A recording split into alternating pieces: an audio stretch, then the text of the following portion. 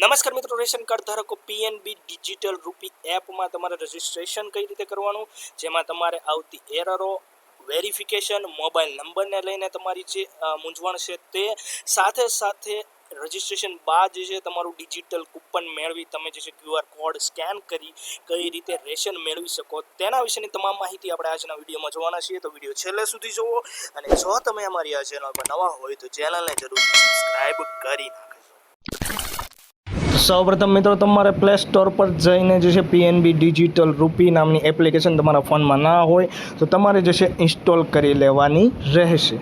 App install થયા બાદ તમારે જે છે પીએનબી ડિજિટલ તમારી જે એપ્લિકેશન છે એને તમારે ઓપન કરી લેવાની રહેશે અને ત્યારબાદ તમારે લેંગ્વેજ સિલેક્ટ કરવાની રહેશે. તો એમાં તમને જે છે ઇંગ્લિશની અંદર તમને જે ખ્યાલ ન આવતો હોય તો અહીંયા તમે ગુજરાતી ભાષા પણ જોઈ શકો છો. તો ગુજરાતીમાં પણ જે છે રજિસ્ટ્રેશનની પ્રોસેસ કરી શકો છો. તો અહીંયા આપણે જે છે ઇંગ્લિશની અંદર જે છે સિલેક્ટ કરીને આગળ પ્રોસીડ પર તમારે ક્લિક કરી દેવાનું રહેશે. ત્યારબાદ એન્ટર એવું તમને જોવા મળશે તો તેના પર તમારે જે ક્લિક કરી દેવાનું રહેશે. ત્યારબાદ તમને આ પ્રકારની ટર્મ્સ એન્ડ કન્ડિશનનું આખું પેજ જોવા મળશે. તો એ તમે સ્ક્રોલ કરતા જશો અને નીચે આવશો ત્યારબાદ જે છે તમને એક્સેપ્ટનો ઓપ્શન જોવા મળશે. તો એ એક્સેપ્ટના ઓપ્શન પર તમારે જે છે ક્લિક કરી દેવાનું રહેશે. ત્યારબાદ ડિજિટલ રૂપી જે એપ્લિકેશન છે એના વિશેની અહીંયા તમને જે છે સૂચનાઓ જે છે જોવા મળશે. ડાયરેક્ટલી તમારે છે સ્ટાર્ટ રજિસ્ટ્રેશન પર તમારે જે છે ત્યારબાદ ક્લિક કરી દેવાનું રહેશે. ત્યારબાદ તમારે નેક્સ્ટ પર ક્લિક કરી દેવાનું રહેશે. હવે મિત્રો અહીંયા જે છે તમને જોવા મળશે SIM 1 અને SIM 2. તો હવે એમાં SIM 1 અને SIM 2માંથી તમારા જે રેશન કાર્ડમાં તમારો જે મોબાઈલ નંબર હોય રજિસ્ટ્રેશન અને એ જ મોબાઈલ નંબર તમારા આધાર કાર્ડમાં રજિસ્ટ્રેશન હોવો જોઈએ. તો એ જે મોબાઈલ નંબર હોય એ જે SIM 1માં હોય તો SIM 1 અને SIM 2માં હોય તો તમારે SIM 2માં એ તમારે જે રીતે હોય તો એ રીતે તમારે જે છે સિલેક્ટ કરીને વેરીફાઈ SIM પર તમારે ક્લિક કરી દેવાનું રહેશે.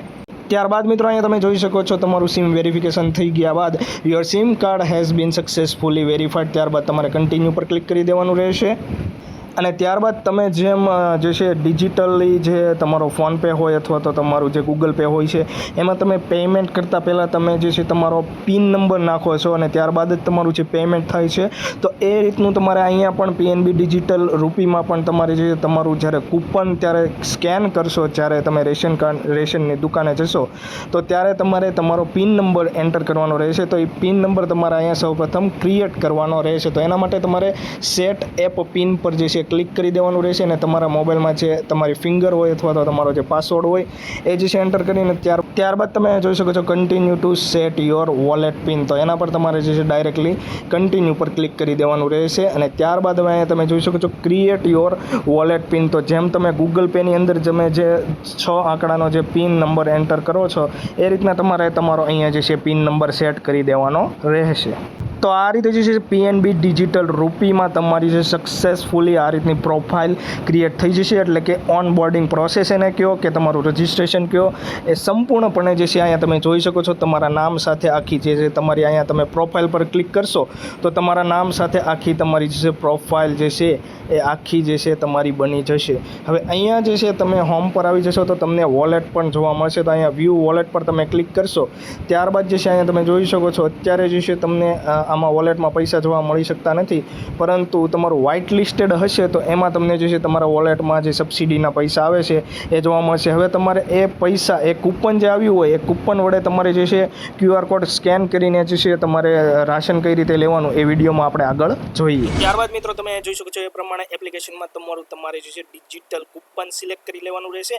એના માટે તમને પ્રોફાઇલ અપડેટ નામનો ઓપ્શન જોવા મળશે. ત્યાં તમારે એક જે છે BCID નંબર જે છે એન્ટર કરવાનો રહેશે. ત્યારબાદ તમને તમારું ડિજિટલ કૂપન અવેલેબલ થઈ જશે. એ ડિજિટલ કૂપનને સિલેક્ટ કરી ત્યારબાદ તમે સ્ટેપ 2માં જોઈ શકો છો એ પ્રમાણે તમારું જે રેશનની શોપ હોય ત્યાં તમને QR કોડ આપવામાં આવશે રેશન શોપ ઓનર દ્વારા.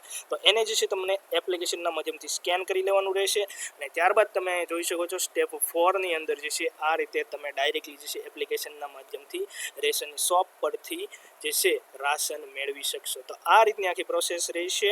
આમાં કંઈ પણ તમારે પ્રશ્ન હોય, કંઈ પણ સવાલો હોય તો તમે જરૂરથી કમેન્ટ કરી દેજો. આશા રાખું છું કે વિડીયોમાં આપવામાં માહિતી તમને પસંદ આવી છે. જો આ માહિતી તમને પસંદ આવી હોય તો વિડીયોને જરૂરથી એક લાઇક કરી દેજો. અમારી ચેનલ પર નવા હોય તો ચેનલને સબસ્ક્રાઇબ કરી તમારા જરૂરી મિત્રો અને પરિવારજનોની અંદર આ માહિતીને જરૂરથી શેર કરી દેજો. આભાર.